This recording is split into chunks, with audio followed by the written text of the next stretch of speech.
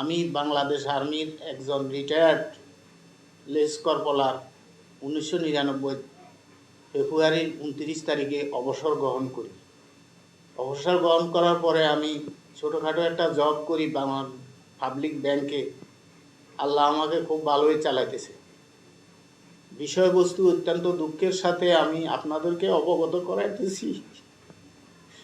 আমি কোনো এক সময় 22টা দিনের নিচে আমার ছেলে মেয়েদেরকে নিয়ে ঘুমাইতাম। আমার ছেলেরা বিদেশে যাই কিছু টাকা পয়সা হওয়ার পরে একটা ঘর করছি, অল্প একটু জায়গা নিছি। এখানে কোনো রকম আমার স্ত্রী ছেলে মেয়ে নিয়ে খুব সুন্দরভাবে বসবাস করতেছি। আমার প্রতিবেশী আবু নাসের আমার বাড়ির পাশে আমাদের টাকা আমাদের কাছে বিক্রি করতে চাইছিল। আমরা টাকার জন্য ক্রয় করতে পারি না জায়গাটুকু। 10 কাঠা জায়গা উনি নিয়ে নিছে। নেওয়ার পরে উনি 1 মাসের মধ্যে পুকুর খোদাই করা শুরু করছে। ওনারে বেটু দিছি। বেটু দেওয়ার পরে উনি বলছে যে আমি 8 ফুট জায়গা রাখছি। পরবর্তীতে উনি আবার পুকুর সিঁচাই 8 ফুট জায়গা কেটে ফেলছে এবং মাছে চাষ করলে বিমের গ্রেড বিমের নিচে জায়গা ফাঁকি করে ফেলে। আর যখন উনি মাটি কাটছে তখন উনি 5 ফুট দেওয়াল মাটিতে ঢাকা ছিল।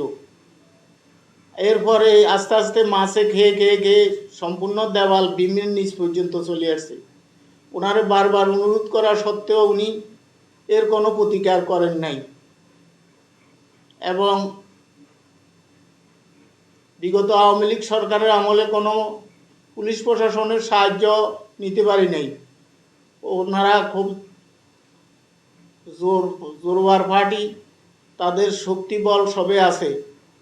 আমরা তো শুধু নিয়ম আর আইন কানুনের জালে খুব ভয় করে চলি, শ্রদ্ধা করি আইন কানুনকে। এটাই আমার অপরাধ। আসসালামু আলাইকুম প্রিয় দেশবাসী, আমি একজন প্রবাসী, একজন রেমিটেন্স যোদ্ধা। আমার কিছু কথা আজকে দেশবাসীর সামনে আজকে আমি রাখতেছি। আমার আব্বু একজন রিটায়ার্ড সৈনিক। তো উনি খুবই সামান্য কিছু টাকা পাইছিল রিটায়ারমেন্টের পরে। তো ওই টাকাটা দিয়ে একটা জমি রাখছিল। আমি বিদেশ যাওয়ার পরে আমি তিল করে টাকা জমাইয়ে আমি একটা ঘর করছিলাম আমার মা বাবার জন্য, আমার ছেলে সন্তানদের জন্য, আমরা থাকার জন্য এই ঘরটা করছি। আমার এই প্রতিবেশী আবু নাসের সে হিংসার বশবর্তী হইয়া আমার বাড়ির পিছনে আমার ঘরের পিছন দিয়ে 30 ফুট একটা গর্ত করে দিছে। সাংবাদিক ভাইদের কাছে এখন সম্পূর্ণ সব ফুটেজগুলো আছে। তো তারা এমনভাবে গর্তটা করছে 30 ফুট গভীর। সে গর্তটার ভিতরে আমার দেওয়ালটাও পড়ে গেছে, এখন আমার ঘরটাও পড়ে যাবার উপক্রম হয়ে গেছে।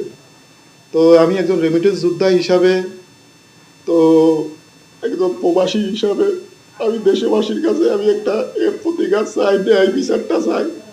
আমি ন্যায় বিচারের জন্য এখানে লোকাল থানাতেও গেছি। উনি প্রথমে আসি লোকাল থানার তদন্তাধীন অফিসার এসে বলেছে যে 100% এটা একটা রং, বসতবাড়ির পিছনে এত বড় পুকুর হতে পারে না।